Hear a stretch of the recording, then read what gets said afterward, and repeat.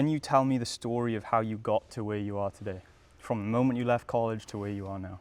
Right out of college, well, I was still in college actually, and I went to work for a major retailer selling electronics. It was my first like real job. That was And Best Buy, right? It was Best Buy. A great company, great company. It was a lot of fun for a while, and then I realized pretty quickly, this is terrible. Like just no creativity. You know, I wanted to make deals and be able to help people and just take care of the customer totally. And there was all these rules, and it was tough, right? It was really tough. That's when I started to realize maybe I have a bit of an entrepreneurial mind, and I would provide people some suggestions like, well, have you thought about this? And so, you know what, could you just come do this for us? Just, you know, I loved everything you just said. Come to our office and make this happen. And of course I could not do that.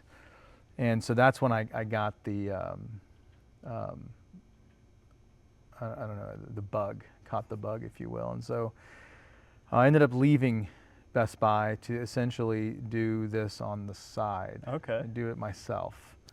And then got another job while I was doing the side hustle. And then ultimately that morphed into then building websites and doing all kinds of stuff. And so that was my first entrance into being an entrepreneur. I didn't start a company, no LLC, no business cards. It was just word of mouth, helping people. And that was probably the beginning of thinking and looking at things from the lens of being self-employed. I think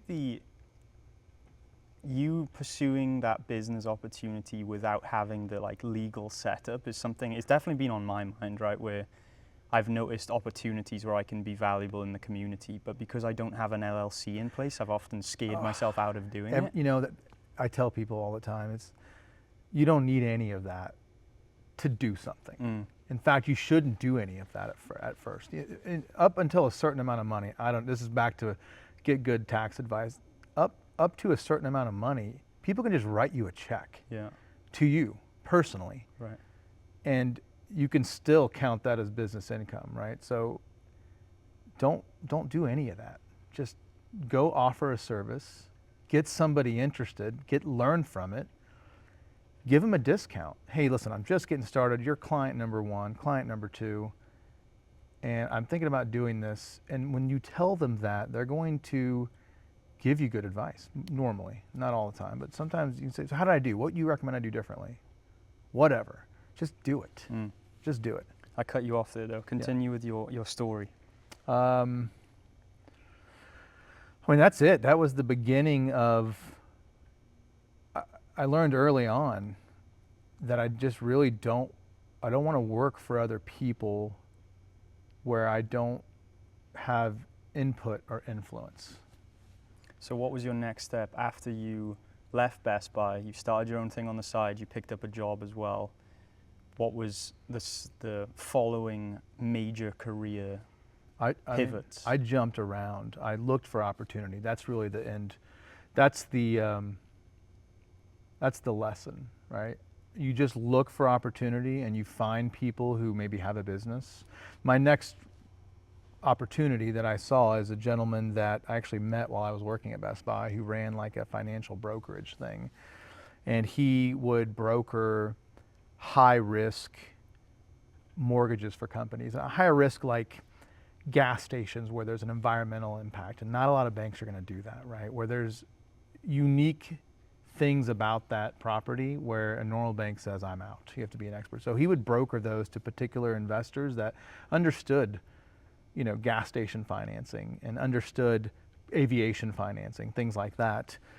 And I just went to work there because it seemed interesting and had a great commission structure and I could sell. And then at some point I said, listen, I'd love to be a partner in this, right? Like I can train other people. It was just me and him. I can train other salespeople. I can train. So we got into a relationship where I had a piece of the pie and I proposed it to him. He's an older gentleman. And I didn't know anything about his industry, but I worked hard and I had vision and I could communicate and I could train people. And so that was the next thing. And that went really well until the market crashed, like in '08, right? And so That was essentially business number 2, but that wasn't my business. It was just one I was able to get into. And that's a lesson. It's like you can't just always assume you're going to start something. Sometimes you have to join, Yeah. but make sure you're joining the right people who would appreciate your input.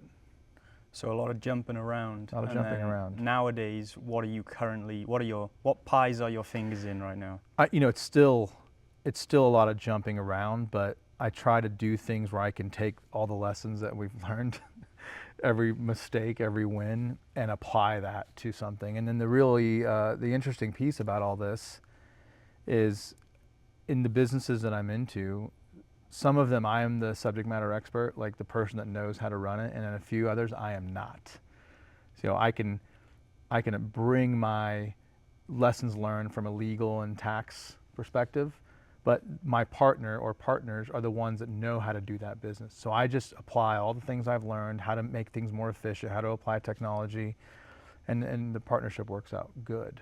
But I just look for different opportunities where you have the right partner and you can be useful. If you're just writing a check to invest in something, the younger you are, that's probably not a good idea. And I know several people in their 60s and 70s that still won't invest in something unless they actually can bring value during the meetings and the calls. Okay.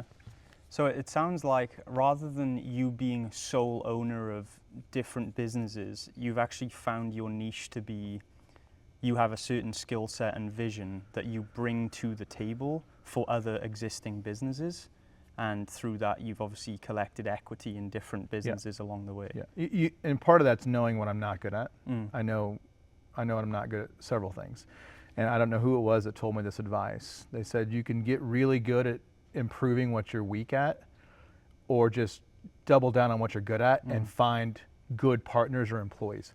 Hire somebody to do the thing you're not good at, for example. And I've met a lot of people over the years that don't agree with that. And I met some that do agree with it. And I know enough about all the aspects of a business to not get ripped off, but I am not great at certain things. So I make sure in our group somebody is, or we hire that person out. Okay, cool. Why did you want to become a successful entrepreneur? And this is such a cliche answer, but it's just the freedom. It's hard work, man. Like, it's a lot of hard work, but you can also work really hard for other people and not get the other side, right? And so as hard as it is to be self-employed or to work in a small group of partners, the benefit on the other side is really why you do it. There's flexibility, there's the ability to be creative, and I think personally, the ability to get creative and solve problems and not do the same thing over and over and over and over and over, that's probably why.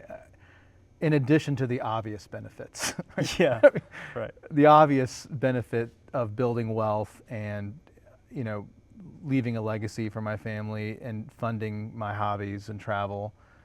I try to find business opportunities that are things that I actually enjoy doing. That's not always been the case, but I've done a lot of things for money that I did not enjoy, and I don't think I want to do that anymore. Even if it means making less money, I think that's part of success. Is more than just the zeros, right? It's the time, it's the ability to have the flexibility to be creative, and it's the ability to just make decisions on your own or in a small group. It's a very complicated answer to a short question. Well, it's fulfillment in a nutshell, isn't it? That's kind of what I got from that, is that, yes, obviously it brings more wealth, but it also allows you to feel like you're a part of what you're doing rather than just a cog in a machine. Right. And yeah, there's problems, but at least they're your problems. They're my problems. Right. And I may not know how to solve them, but I know we have to dig a hole. I don't know what size the hole is going to be or needs to be or how deep, but I know I should grab a shovel and start digging, while I sort it out. And so just being able to do that, and it's up to you. It's so much better than seeing a problem and then waiting for a group of people to gain consensus on how to solve that problem. Yeah. It's frustrating. And then the solution may not be what you agree with all the time, And that's tough. That's tough. All right, so what would be the downsides of being an entrepreneur instead of working a normal job? I mean, you typically don't have a consistent income. You can, depending on what you do for a living, but you may have great months and terrible months, good years and bad years, and that can be stressful. It doesn't stress me out as much. It certainly can stress out a spouse a lot, so that's something you need to consider, whether you're married now or not. That type of stress is not for everybody, and it can cost you a relationship. So, yeah, keep that in mind. That's the downfall. The other thing I would say, you'll miss sort of the camaraderie of going to work. So you need to be sure that in your entrepreneurship journey that you're building in a lot of networking. It's easy to get buried in your business. You got to build in the networking and some of the social aspects with other business leaders to keep you energized and motivated and to just get your head out of the business for a minute.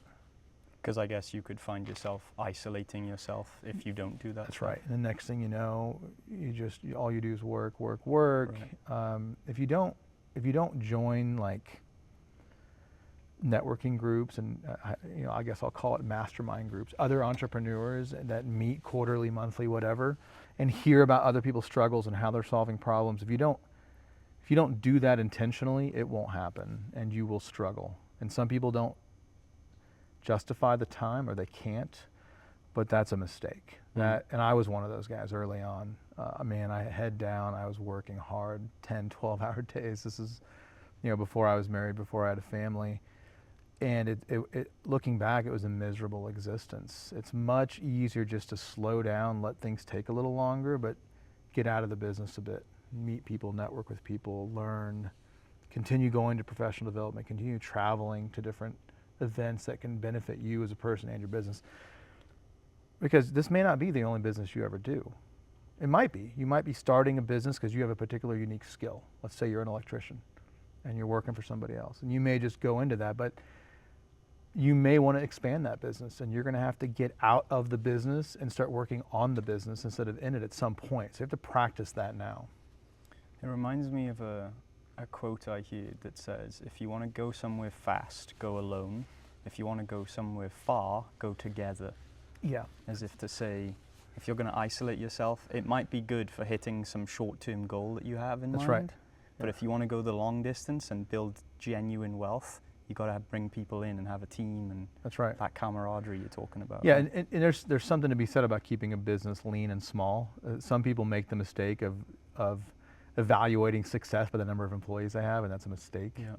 The other quote, and I'm going to mess this up until I say it a few times, slow is smooth and smooth is fast, right? I think it's a racing term, and I am not a race car driver.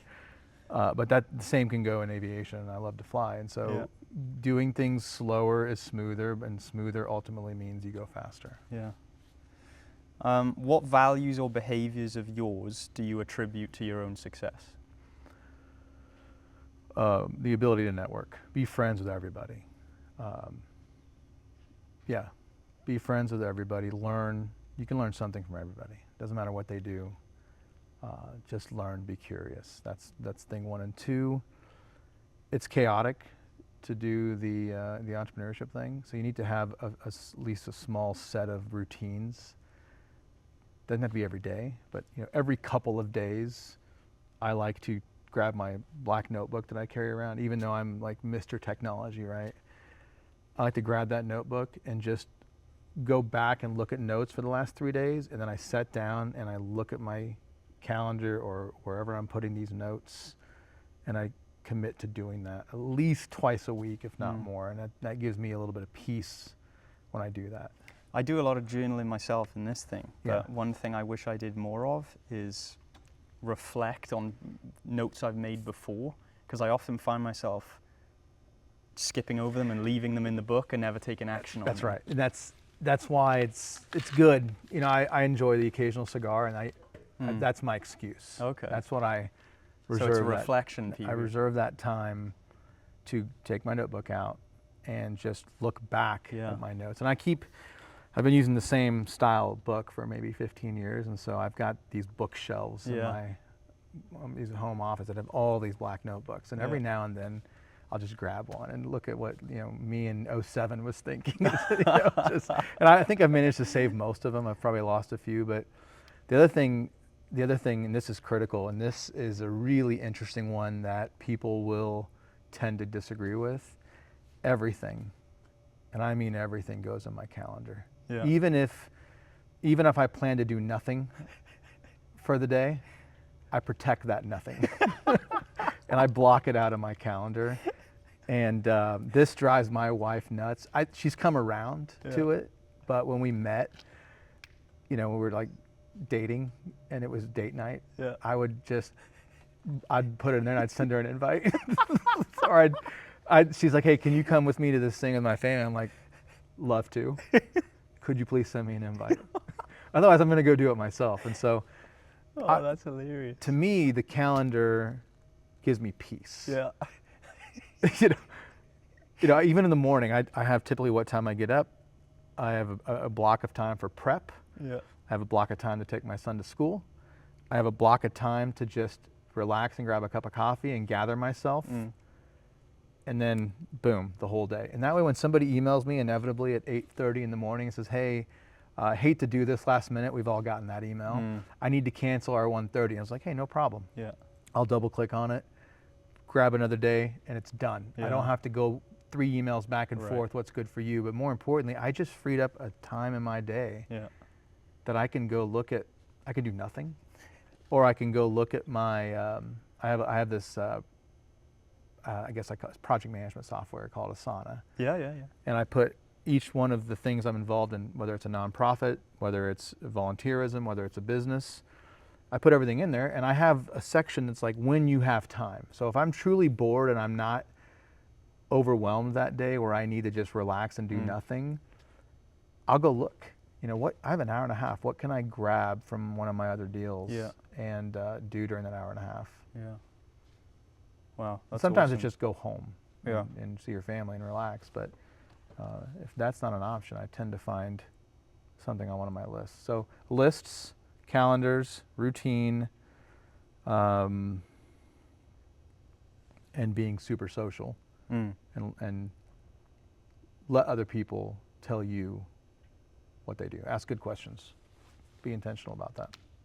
What's the most difficult part about starting a business, and how can you overcome it? I forgot one. Prior question. Oh, go on. Podcasts. Podcasts? Podcasts. Lots of podcasts, listening to other entrepreneurs, these types of interviews.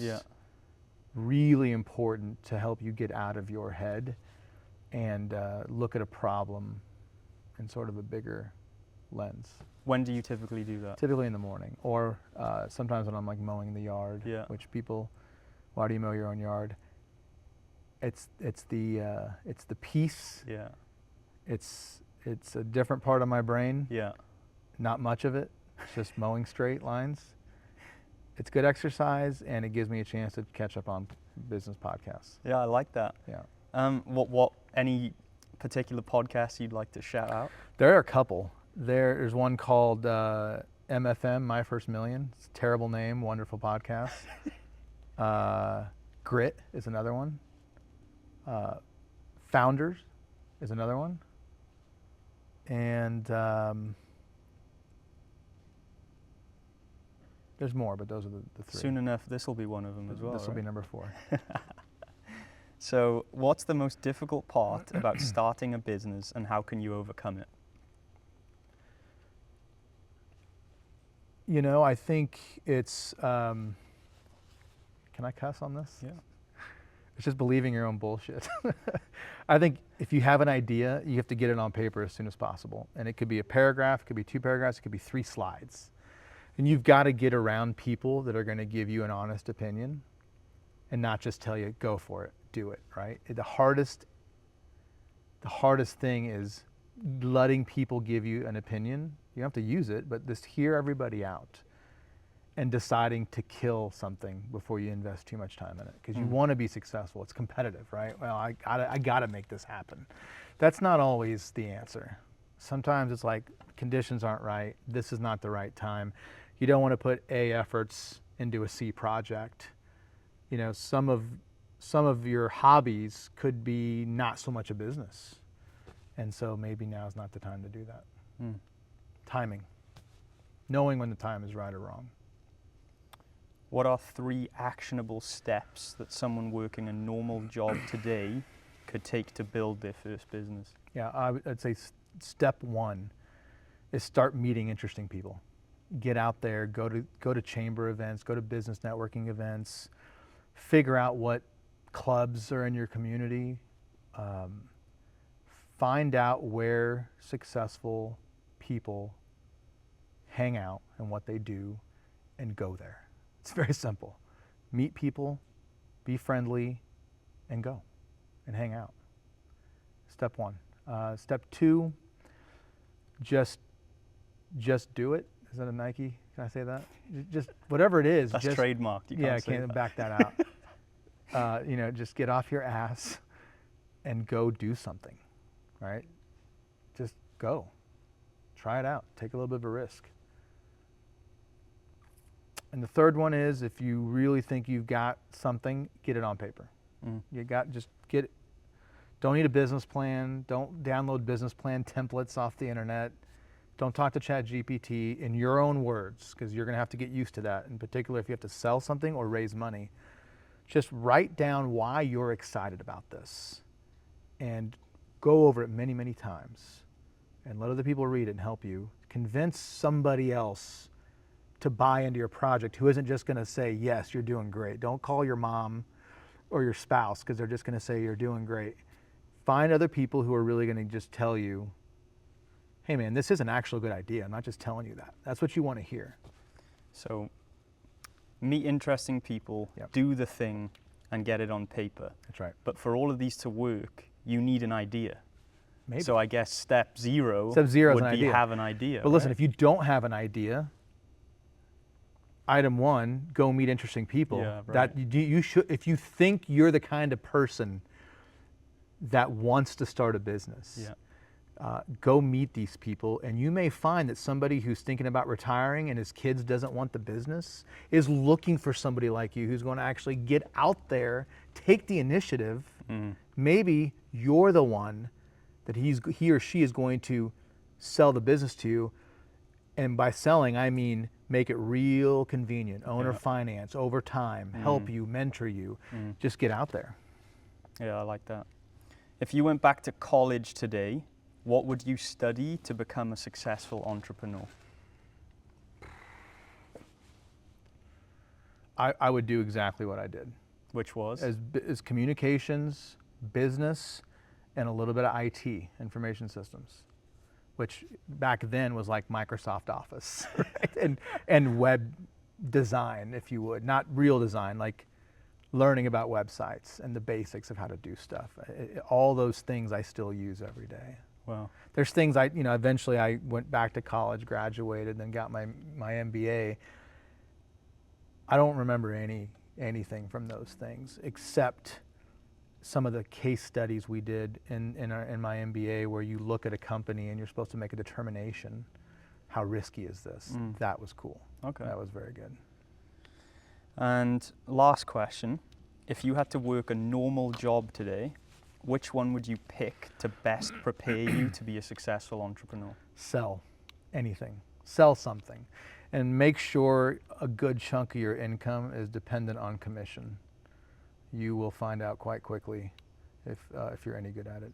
And then, here we are. Everything's on the internet. Start watching videos, free videos, about how to sell better, how to ask the right questions. Nobody wants to deal with a crappy salesperson, but learn to sell, get in retail, go work for an electronics company, go work for an insurance company, go sell it, mutual, whatever it is. Just go sell something. So sales and commission. Sales, commission is probably the best way to learn most of what you need to know if you're going to go into business for yourself. You're always going to be your best salesperson. In fact, that's like the most difficult thing about owning a business, when you eventually have to back out of that. You're always going to be your best salesperson, so just start now. Awesome. Thank you so much, man. Yeah, man. Appreciate it.